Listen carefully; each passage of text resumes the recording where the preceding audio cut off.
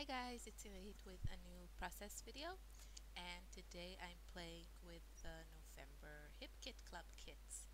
And I started here with one of my favorite papers this month, and it's this one from Ellie's Studio. I really like both sides, and I think they actually look really great together.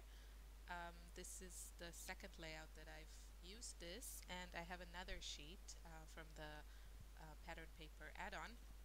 So I'll probably use that one as a 12 by 12 with the side of the white and the polka dots because I really like this paper.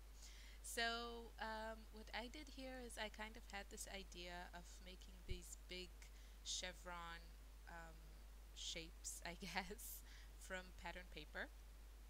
And I did some sort of measuring, but just to get the height right and yeah, to get it kind of, looking nice, I guess. Um, but I didn't like cut it super perfectly. I still wanted, I knew I was going to add some gesso and some other fun paint stuff, so um, yeah, I didn't worry too much about perfection here. So I just cut out a few of these big chevron pieces and I positioned them in a way that they point to the photo. So um, I think it really leads the eye towards the photo, which should be um, pretty much always, I guess, the most important element on the page. So I'm just cutting it here, and this is as fussy cutting as it gets in my neck of the woods, just because I really, yeah, I don't like to fussy cut and deal with tiny annoying things. It's just not my thing. So I just wanted to add like these tiny strips of borders on both sides, just to add a little bit more interest. And I did not cut those straight and all, and I didn't glue it at all. And in hindsight, I think I wish I would have bothered to get it a little bit more accurately. I do like that contrast of, very straight borders and all the mess that is gonna come after with the mixed media. So I think I like that combination. I think it makes um, layouts look more modern when, it's not everything is just a huge mess. So I'm gluing down the chevron pieces and excuse me, and just trying to get it right. And actually, at the end, it showed a little bit less of the chevron than I would have liked, but no big deal. So now I'm adding some gesso, and um, I'm adding it with a palette knife, which is, I really like using palette knives to add gesso, and also I think at some point I will also go in with like a dry baby wipe or a paper towel. Um, or not. I usually do one of two. I will watch the video and because it was already a few days ago, and since then I have tried to pack my brain with all kinds of facts that are more relevant to my test. So you know other information has been kicked out because I do have limited space in my brain. um, anyway, so I'm drying it off a little bit, and I just, in the last couple of weeks, I only had very little time to scrapbook, so it's mostly in the night when my brain is already too tired for studying. So I can still scrapbook though. And now comes the packaging, of course, and I'm using some of these lovely I-zinks that came with the color kit add-on. And I started with the blue, which is called Topaz. Oh, and I see a little hand there. Um, yeah, my daughter appeared at some point. And yeah, she was asking about all kinds of things.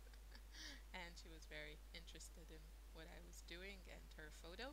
And I asked her, here's a tip for when you don't know how to title your pages. Ask your kid, for example. So I asked my daughter, and she suggested to title it Sweet Ella. So I did. And I'm just adding a little bit of the green. I really like this green. It's like a very bright, yeah, kind of lime green, and it's called cactus.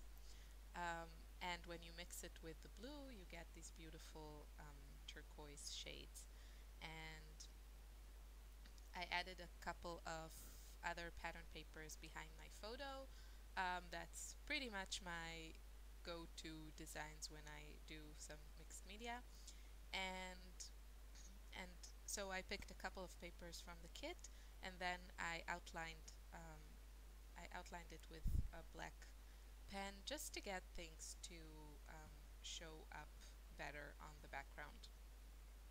And I also added, I'm not sure if the camera caught it, if the camera was on, but I also added just a little bit of distress stain spray from my stash. Just a little bit. I can't even remember the color, but I think it was kind of like a something in the middle between the green and the blue. So some sort of turquoise. Um, just a little bit more color. I think you don't really see it. And then I decided to outline those big chevrons with a black pen. I just think it looks fun and helps them pop out a bit. And I really like, how you see a bit of that shape, but there's still all that, gesso and color on top of it. So, um, yeah, what else did I do here? Oh, my daughter made that card. Um, and now she's explaining she made it to a friend in the kindergarten. So, yeah, kind of finishing touches. I added a few of the silver stickers. And something fun, I think, in this layout is, of course, it doesn't work with every photo, but in this photo in particular, my daughter was standing on our balcony. So there's like what's it called? Barrister? Is that the word? Um, isn't a barrister also a type of lawyer in England? Anywho, the thing that is behind her, um, I know it's not a canister. I want to say it's a banister, but maybe I should, Google stuff before I talk complete nonsense um, on video. Anyway, so you can see that I added the title on the photo, which I really like to do. I really like to add elements on my photos. Um, and I used the thickers and the letter stickers that came in the kit. And I kind of just glued the thickers on that line in the photo. So I think it looks really cute. And I did add a couple of these metal embellishments, like those arrows, and I think also like a star somewhere. And those came actually in the September kit. And I think one of the things that I really like about hip kits is, I would say on regular months, I am also quite prolific. Is that the word? Oh, I'm so bad today. I scrapbook a lot. So I managed to, make quite a dent in my kits every month. But I still, even when I kill a kit, I have a lot of embellishments left, which is also one of the things I like about hip kits. I think um, I love embellishing my pages, and still I get, um, I have leftovers embellishments, and I usually run out of paper before I run out of embellishments, which is very okay for me. It's the way I prefer it than the other way around. So my point is that I think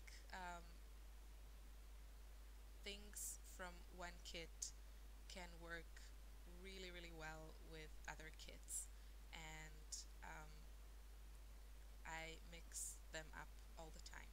And I think, especially, I feel that with hip kits, that the kits are different, but they are still consistent in style and just in their versatility. And um, I just think they work beautifully together. And I think especially, I mean, I have a large stash, but I think for people who are starting out, um, I think you can really build your stash with these kits. I mean, we also get stuff like inks and stains and that type of thing that can really last you like for years.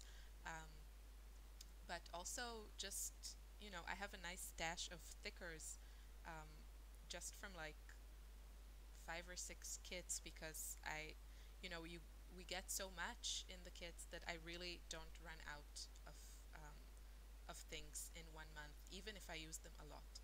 So I think that's a really, really great thing. And here I'm also using something from the October kit, which is that lovely gray ink from my favorite things. It's the hybrid ink. And I'm just adding a little stamped words here and there. And I also added some rub-on stars from Studio Calico. They also came with a kit.